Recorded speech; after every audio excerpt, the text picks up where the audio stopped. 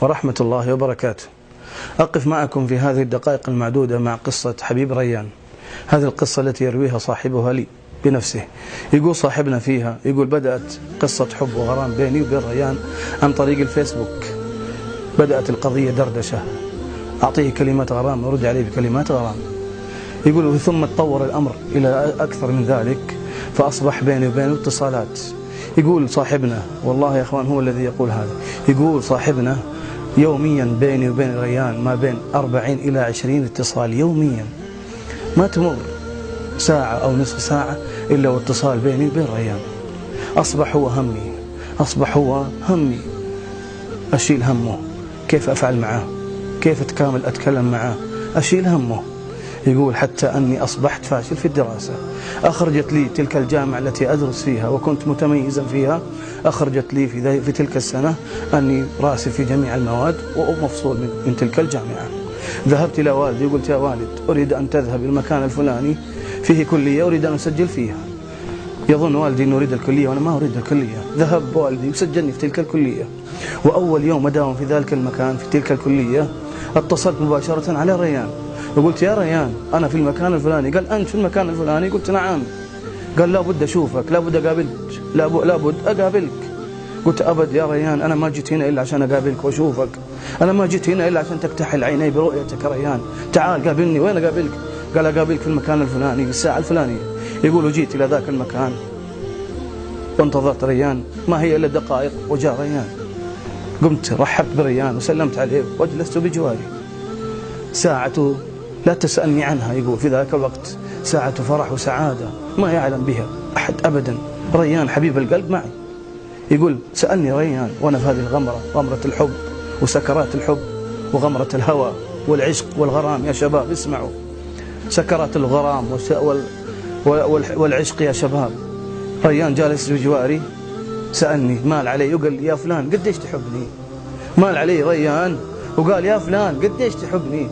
قلت يا ريان والله لو خيروني بين حبك وبين الجنة لاختار حبك. اسمعوا يا شباب، جنة عرضها السماوات والأرض، الله يقول عنها وسارعوا إلى مغفرة من ربكم، وجنة عرضها السماوات والأرض. وريان وحبيب ريان يقول لحبيب ريان والله لو خيروني بين هذه الجنة وبين حبك لاختار حبك. مستعد أن يضحي بالجنة من أجل حب ريان. الله يقول أعددت فيها ما لا عين رأت ولا أذن سمعت ولا خطر على قلب بشر. وهذا يجعلها من أجل حب مع شاب. يستمر الأمر والحب والغرام. يقول صاحبنا استمر الحب والغرام واللقاءات بيني وبين ريان. استمر الحب والغرام بيني وبين ريان، وصل الأمر إلى حد لا يرضي الرحمن سبحانه وتعالى. يقول في لحظة في ثواني نسيت أن الله يراقبني وفعلت جريمة اللواط مع ريان، وقعت في الحرام مع ريان، وهتكت ذلك الستر بيني وبين الله. جدار طالما بنيته بيني وبين الله هدمت في لحظات وتستمر العلاقة. يقولوا في هذه السنة نزلت إلى الحج وحجيت وتأثرت في الحج، أحسيت أني تائب وقلت أني تائب وأعلن توبتي في الحج. يقول رجعت من الحج وقلت أني تائب وهجرت ريان. يقول هجرت الشهر الأول، هجرت الشهر الثاني، هجرت الشهر الثالث. ريان يرسل رسائل يتصل ما رد عليه 3 أشهر وأنا هاجره. يقول في الشهر الرابع، يقول في الشهر الرابع أرسل ريان رسالة يقول يا فلان تقابلني ولا والله أبلغ والدك بكل شيء بيني وبينك. يقول صاحبنا يوم قال لي كذا خفت أن يبلغ والدي ويفضح الأمور. قلت أبشر أقابلك. وين أقابلك يا ريان؟ قال قابلني في المكان الفلاني الساعة الفلانية. يقول جيت المكان الفلاني وجلست انتظر ريان يجي. جيت إلى ذاك المكان وجلست انتظر ريان متى يأتي حبيب القلب، متى يأتي. جلست ما هي إلا دقائق جاء ريان. يقول قمت أسلم عليه، مديت يدي بسلم عليه. يقول ريان ما مد يده، يقول ريان ما مد يده. تدرون ايش سوى يا شباب؟ اسمعوا ايش سوى ريان. يقول ريان ما مد يده. قلت ايش سوى؟ قال سجد قدامي، حط جبهته في الأرض قدامي، سجد أمامي، سجد لي ريان سجد لي من أجل الحب والغرام. بعد ما سجد رفع راسه وقال لي يا فلان. اسمعوا يا شباب وش يقول ريان؟ يقول يا فلان ترى أنت، يا فلان أنت ربي وأنا عبدك، لا تترك عبدك تاني. شاب من أمة محمد من أبناء التوحيد يقول لي شاب مثله من أجل الحب والغرام يا شباب. يقول يا فلان أنت ربي وأنا عبدك، لا تترك عبدك تايه. يا فلان أنت ربي وأنا عبدك، لا تترك عبدك تائه. ومن الناس من يتخذ من دون الله أندادا يحبونهم كحب الله والذين آمنوا أشد حبا لله ولو يرى الذين ظلموا إذ يرون العذاب أن القوة لله جميعا وأن الله شديد العذاب. يقول صاحبنا شعر جسمي وقف شعر راسي، هجرته، قلت يا ريان والله لا أهجرك، قلت يا ريان والله لا أهجرك، تركته ومشيت. يقول مشيت وبعد أسبوعين من ترك لريان وهجري له رأيت رؤيتين. اسمعوا يا شباب وش هي الرؤيتين اللي رآها صاحبنا؟ يقول الرؤية الأولى رأيت أن ريان مريض، رأيت في الرؤية أن ريان مريض، واتصل عليه والده وقال لي يا فلان ترى ريان مريض وأنا باك تزوره.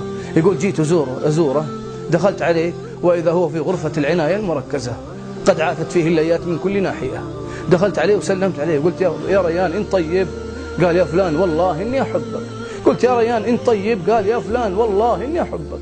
قلت يا ريان اترك الكلام هذا، إن طيب؟ قال يا فلان والله إني أحبك. يوم قالها الثالثة خرجت روحه معها، مات ريان، قبض روحه ملك الموت وهو يقول والله يا فلان إني أحبك. مات على هذه العبارة لأنه عاش عليها يا شباب. الرؤية الثانية يقول صاحبنا يقول أنا المريض وجاء ريان يزورني في المستشفى في غرفة العناية المركزة. يقول وأنا في غرفة العناية المركزة دخل علي ريان وسلم علي، حسيت أنه ملك الموت يقبض روحي. قلت ريان اخرج، خرج ريان وقلت لابد إني أتشهد قبل لا أموت، ما ودي أن أموت إلا على شهادة أن لا إله إلا الله وأن محمد رسول الله. يقول يوم خرج وبدأت أنطق قلت أشهد أن لا إله إلا الله، جيت أقول أشهد أن محمد رسول الله ما قدرت.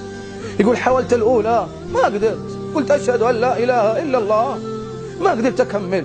يقول الثانية قلت أشهد أن لا إله إلا الله ما قدرت أكمل. يقول قلت في الثالثة لابد أقولها. يقول صاحبنا قلت في الثالثة لابد أقولها. يقول صاحبنا يا شباب يوم قلت وشدت أشهد أن لا إله إلا الله، ادروا ايش يقول؟ اسمعوا ايش يقول بعدها. يقول أشهد أن لا إله إلا الله وأشهد أن ريان أجمل خلق الله. يقول سحب ملك الموت روحي على هذه الكلمة. يقول يا ريتني ما قلتها، يا ريتني مت وما نطق بهذه الكلمات، يا ريتني أخذ روحي ملك الموت ولم أقل هذه الكلمات، أشهد أن لا إله إلا الله وأشهد أن ريان أجمل خلق الله.